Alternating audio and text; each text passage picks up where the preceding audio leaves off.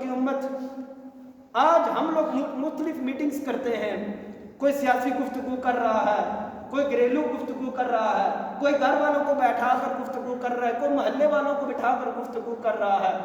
اور کبھی سوچا ہے کوئی صحابہ نے بھی میٹنگز بلائی ہیں، صحابہ بھی آپس میں مل جل کر بیٹھے ہیں۔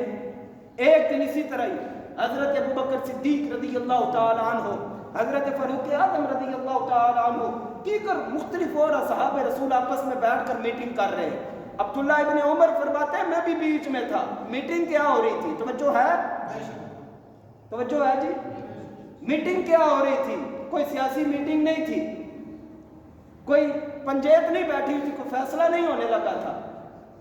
میٹنگ یہ بیٹھی ہوئی تھی کہ کون سا ایسا گناہ ہے جو سب سے بڑا گناہ ہو اور ہم حضور کی امت کو اس سے روکیں۔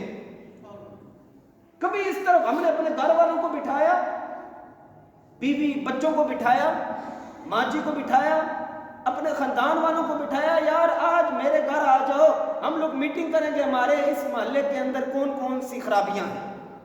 نہیں، جرات ہی نہیں ہے۔ وجہ کیا ہے؟ ہم دین سے دور ہیں، ہماری اس طرف توجہ نہیں ہے۔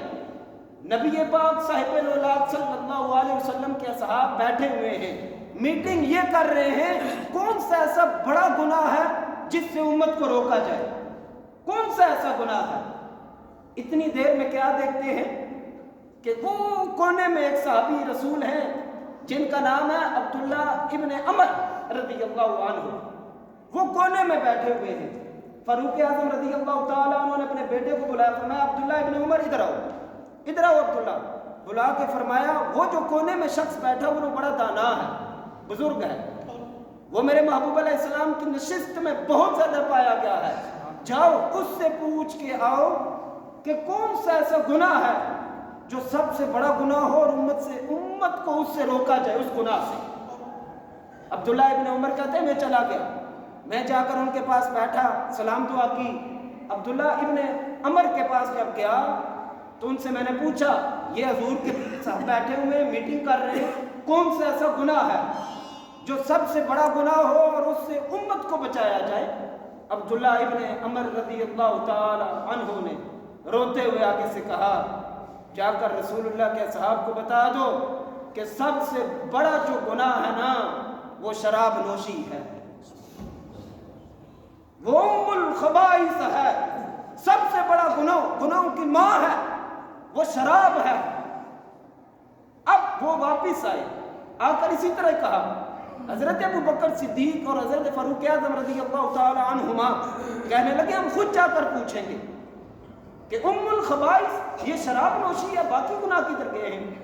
دوڑتے ہوئے گئے، کہنے لگے آپ نے یہ بات کی؟ انہوں نے کہا ہاں میں نے یہ بات کی ہے، میں نے اپنے پاس سے نہیں کر دی ہے، میں نے یہ محبوب کریم سے سنا ہے، میں نے یہ رسول اللہ سے سنا ہے۔ حضور کی امت کبھی میں اور آپ مل جل کر بیٹھے یار یہ ہمارے گھر میں خرابیاں ہیں، یہ ہمارے گھر میں پریشانیاں ہیں، کبھی بیوی کو اس لیے بٹھایا چل آج سوچتے ہیں کون سے ایسے گناہ ہیں جو ہمارے گھر میں سب سے زیادہ ہو رہے ہیں۔